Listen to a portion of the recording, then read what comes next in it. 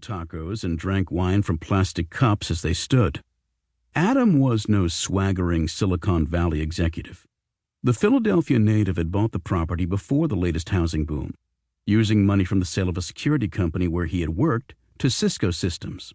Adam had joined the target company when it bought the startup he had co-founded in 2009, which had been early to take advantage of what became known as the cloud, protecting computers from viruses more quickly than rivals.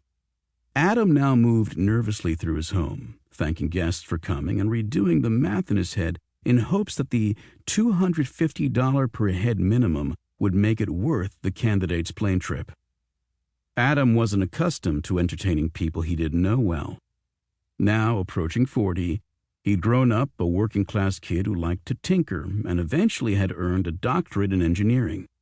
Even as hacking became the stuff of countless headlines, controversial elections, and undeclared warfare, Adam stayed in the background.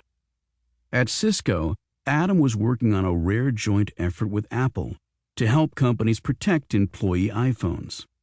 It wasn't particularly glamorous. His most exciting work was something he didn't talk about.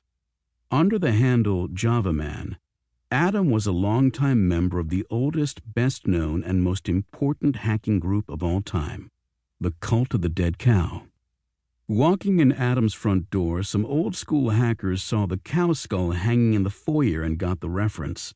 If not, Adam didn't explain.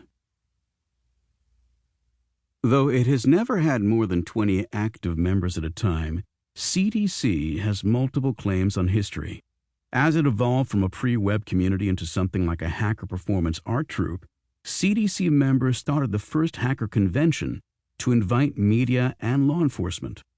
They developed hacking tools that are still being used by criminals, spies, and professional network administrators. And they invented the term hacktivism, which the group defined as hacking in defense of human rights. It rarely inducted new members, and when it did, CDC usually picked people already established through other groups, making it a supergroup in the rock and roll sense, a band formed of people from other bands. As CDC matured, its members became leaders in changing hacking from a hobby to a profession to a mode of warfare, or really several modes.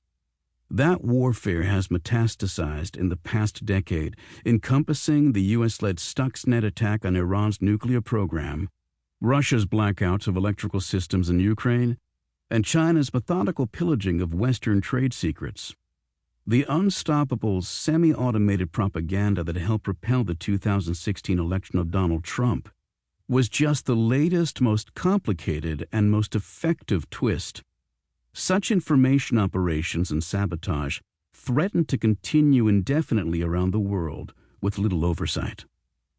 Most Cult of the Dead Cow members have remained anonymous, although 16 have agreed to be named for the first time in this audiobook, including all of the previously cloaked core participants.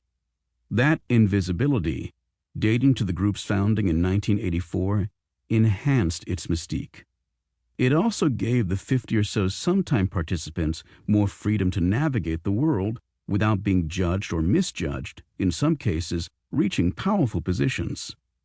Yet a few have become not only public but famous over the years, including Peter Zatko, known online as Mudge. In Boston, Mudge fronted the pro-security or white hat hacking group called The Loft, pioneers for warning software companies about security flaws in their wares rather than just exploiting them to break into users' machines. Then Mudge's squad turned The Loft into the first big consulting group of star hackers, called At Stake. Later, he led the cybersecurity efforts at the Defense Advanced Research Projects Agency, DARPA, powering both U.S. military defense and still undisclosed offensive hacks that headed off worse violence in the Middle East. Even more famous in recent years has been Jacob Applebaum, alias I.O. Error, the charismatic American face of Tor, the most important tool for preserving privacy on the net. Jake served as one of the last loyal aides to WikiLeaks leader Julian Assange, and he personally revealed hacking tools developed by the National Security Agency. When his own acolytes exposed